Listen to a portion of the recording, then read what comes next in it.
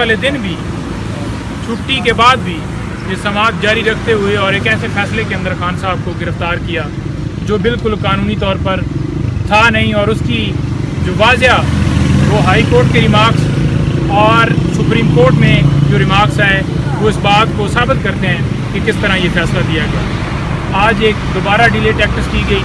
हमने जो जहाँ पर एडमिनिस्ट्रेटिव जज थे उनको दरख्वास्त दी कि जनाब आप क्योंकि यहाँ पर ड्यूटी जज हैं और इस केस की समाअत करें, तो उन्होंने माजरत की क्योंकि उन्होंने कहा कि वो नोटिफिकेशन अलहदा से हुआ है और उसमें ऑफिसर सीक्रेट एक्ट के तहत जो है वो अदालत बनाई गई है, तो लिहाजा मेरे पास वो जुरिस्डिक्शन नहीं है।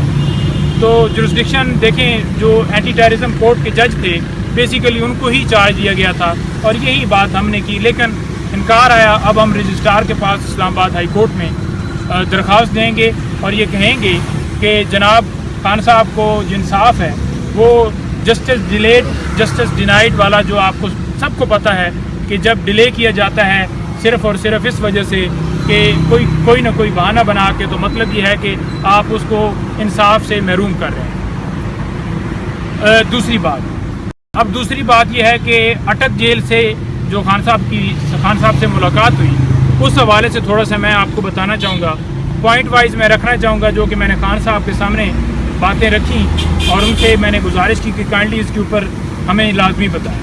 खान साहब से ये पूछा कि सर ये आप बताएं कि मुख्तलिफ मैसेजेस चल रहे हैं, मुख्तलिफ बातें चल रही हैं कि बीबी साहिबा ने कोई बात की है किसी से, मुख्तलिफ बातें चल रही हैं कि आप जो है माफ़ी मांग रहे हैं, मुख्तलिफ बातें चल रही हैं कि आप बाहर जाना चाहते हैं, डील करना चाहते हैं, कंप्रोमाइज़ आप करना चाहते हैं और मुल्क छोड़कर जाना चाहते हैं। तो खान साहब बड़े हैरान हुए।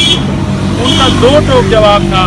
उन्होंने कहा कि ना तो मेरी जायदाद है बाहर, ना मेरा कोई पैसा बाहर है, ये मेरा मुल्क है और मैं इसमें ही मेरा जीना मेरा मरना इसी मुल्क के अंदर है और मैं ये हकीकी आज़ादी की जंग जो है अपनी कौम के लिए लड़ रहा हूँ। जमहूरियत की जो मेरी फ़ाइट है वो मेरी जारी रहेगी। रूल ऑफ लॉ के लिए, आइन की बालादस्ती के लिए ये मेरा मिशन है और ये मैं जारी रखूँगा। मैंने उनसे ये भी पूछा कि ये बात जो की जा रही है इसको हम कैसे बताएं, तो खान साहब ने वाज़िया ये बात करते हुए साथ में ये भी ऐड किया कि इस वक्त जो लोग बाहर से आए उन्होंने आके इक़्तिदार के मज़े लिए, पैसा जो है बनाया, पैसा लूट कर वो बाहर लेके चले जाते हैं, वहाँ पर उनके डॉलर पड़े हुए हैं। आज डॉलर डबल हो चुका है। डॉलर डबल होने की वजह से आज जो है वहाँ पर उनकी जायदाद जो है वो डबल हो गई है और ये सिर्फ आते ही मुल्क लूटने के लिए हैं। इनकी जायदादें बाहर हैं, इनके पैसे बाहर हैं, कोई लंदन में बैठा हुआ है, कोई दुबई में बैठा हुआ है। उन्होंने वाज़ह तौर पर कहा कि मेरा तो एक पैसा भी बाहर नहीं है, तो लिहाजा मेरा जीना मरना यहाँ पर है। डील के हवाले से बात करते हुए उन्होंने वाज़ह तौर पर तमाम बातों की तरदीद की है कि मैंने ना किसी से माफ़ी मांगी है, ना मैंने कोई ऐसी डील के हवाले से किसी को कहा है कि आप बात करें। जो खबरें चलाई जा रही हैं वो सारी झूठी हैं। उन्होंने वाज़ह तौर पर कहा कि इसका हकीकत से कोई ताल्लुक़ नहीं है और ये आप सदर पाकिस्तान का इख्तियार है। सदर पाकिस्तान डेट देंगे। आर्टिकल 485 के तहत वाज़ह तौर पर सदर को इख्तियार है। इलेक्शन जो कमीशन है उसके पास बेशक अमेंडमेंट्स की जाएँ एक्ट के अंदर, लेकिन ये इख्तियार क्योंकि आइन सुप्रीम है, आइन की प्रायोरिटी हासिल है, आइन के मुताबिक सदर पाकिस्तान डेट अनाउंस करेंगे और सदर पाकिस्तान को डेट अनाउंस करनी चाहिए। 90 दिन के अंदर इलेक्शन होने चाहिए। ये उनका वाज़ह मौक़िफ़ था।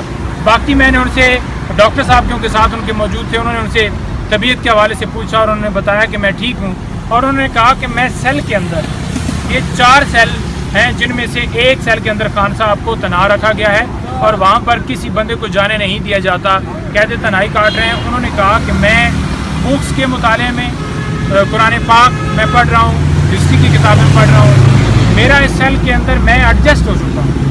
वो उस शख्स जो इस वक्त बिलों के हाथों, डीजल पेट्रोल की कीमतों के हाथों, महंगाई के हाथों, बेरोजगारी के हाथों मजबूर है, वो इस करप्शन की वजह से है जो यहाँ से पैसा चोरी करके डकैती करके मुल्क से बाहर ले जाते हैं। और ये वो लोग हैं कि अगर डॉलर ऊपर जाएगा तो भाई उनको फायदा है उसका, क्योंकि उनकी तो प्रॉपर्टीज, उनके पैसे डबल हो रहे हैं। یہ مجھے اور آپ کو تکلیف ہے. 80 سے بھی کم ہو گیا ان کا ڈالر کا, افغانی کرنسی کا, اور ہم کہاں پہنچے ہوئے ہیں یہ ساری کچھ آپ کے سامنے ہے. لیکن ایک بات میں کریڈٹ دیتا ہوں کہ چیف جسٹس عمرتا بندیال صاحب کہ بہرحال اس تمام صورتحال کے باوجود انہوں نے ریزرو کیا ہے اور فیصلہ کیا ہے کہ اس کو جلدی سنائیں گے اس کا فیصلہ. Thank you. صاحب یہ بتائیے گا کہ آج ایک بات یہ معاملہ پارلیمنٹ کو بھیجنے کی بھی ہوئی, کیا سپریم کورٹ یہ معاملہ 18ویں ترمیم کی طرح پارلیمنٹ کو بھیج سکتی ہے اس وقت, اور اگر بھیجتی ہے تو پارلیمنٹ موجود نہیں ہے؟ دیکھیں, پارلیمنٹ میں بھیجا جانا غلط بات ہوگی. آپ اس کی وائریز کو چیلنج کیا گیا ہے کہ جو لوگ پرسن اسپیسیفک جن کے اپنے مقدمے ہیں وہ قانون سازی کر رہے ہیں, یعنی جنہوں نے اپنے آپ کو بینیفٹ دینا ہے وہ قانون میں بیٹھے ہوئے ہیں, وہی لا منسٹر بیٹھے ہوئے ہیں. تو میرا نہیں خیال یہ پارلیمان کو جانا چاہیے, اس لیے کہ پارلیمان کا بھی ابھی کیا پتا ہے کہ کب آئے گی, الیکشن کب ہونے ہیں. ابھی تو الیکشن فیصلہ ہو بھی جائے گا, سپریم کورٹ کا ماننا کس نے ہے. لیکن میرا خیال ہے کہ یہ نیب لا کی جو امینڈمنٹ تھی وہ غلط تھی, اس کو ختم کر کے چاہیے تاکہ ایٹ لیسٹ قانون کا کچھ تو ڈر خوف کا ماحول پیدا ہو. آپ سے بات کرنے کی وجہ یہ تھی کہ ایک ڈیسیجن کو ہم چیلنج کرنا چاہ رہے تھے بلوچستان کورٹ کا, اور یہ ڈیسیجن متعلق ہے اس سی سی آئی کے فیصلے سے جس میں بلوچستان کی آبادی کو 70 لاکھ کم بتایا گیا, یعنی 1/3 پاپولیشن جو ہے وہ کم بتائی گئی. اور جب ہم نے اس کو چیلنج کیا تو وہ پٹیشن ڈسمس ہوئی لیمنی میں, اور اب اس کو سپریم کورٹ میں چیلنج کرنا چاہ رہے ہیں. پٹیشنر آپ نے موجود ہیں, پٹیشنر جو ہے وہ حسن صاحب ہیں, ہیں ہائی کورٹ کے, اور اس کی چیلنج کرتے ہیں یہ ہے کہ پریلیمنری رپورٹ جو ہے, پریلیمنری رپورٹ میں آبادی جو 2 کروڑ 10 لاکھ کے لگ بھگ دکھائی گئی, اور پریلیمنری رپورٹ کی جب فائنل رپورٹ آئی ہے, فائنل اس کو سی سی آئی نے نوٹیفائی کیا ہے, اس میں تقریباً جو ہے وہ 70 لاکھ کی آبادی کم دکھائی گئی ہے اور بغیر کسی وجہ کی دکھائی گئی ہے. اور جو پہلے رپورٹ تھی جنہوں نے یہ رپورٹ دی تھی کہ بلوچستان کی آبادی 1 کروڑ 10 لاکھ ہے یا 10 لاکھ کے آس پاس ہے, ان میں سے کسی کے خلاف کوئی ایسا نہیں ہے کہ انہوں نے غلط رپورٹ دی ہے یا کوئی اور ایسا مسئلہ ہے. تو اس کے ساتھ کچھ معاملات اٹیچ ہیں. معاملات اٹیچ یہ ہیں کہ اگر آبادی اتنی بتائی جاتی جتنی پریلیمنری رپورٹ میں تھی تو بلوچستان میں قومی اسمبلی کی نشستیں شاید بڑھ جاتی, نشستیں زیادہ بڑھنی تھیں, اور اس کے ساتھ ساتھ جو ہے آرٹیکل 51 میں امینڈمنٹ جو ہے ریکوائرڈ ہوتی.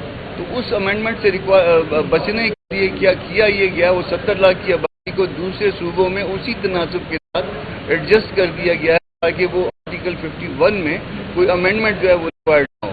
تو جو کچھ کیا گیا وہ غلط کیا گیا. پہلے وہ بلوچستان ہائی کورٹ میں چیلنج ہوا ہے, بلوچستان ہائی کورٹ کے بعد جب انہوں نے ریجیکٹ کر دی پٹیشن, اب اس کو ہم سپریم کورٹ میں چیلنج کرنے جا رہے ہیں. یہ آپ کے ساتھ شیئر کرنا. آپ نے ابھی تک ہمارا چینل سبسکرائب نہیں کیا تو ابھی سبسکرائب کریں اور بیل آئیکن کو کلک کر کے ہماری لیٹسٹ ویڈیوز کے بارے میں اپڈیٹ جانیں.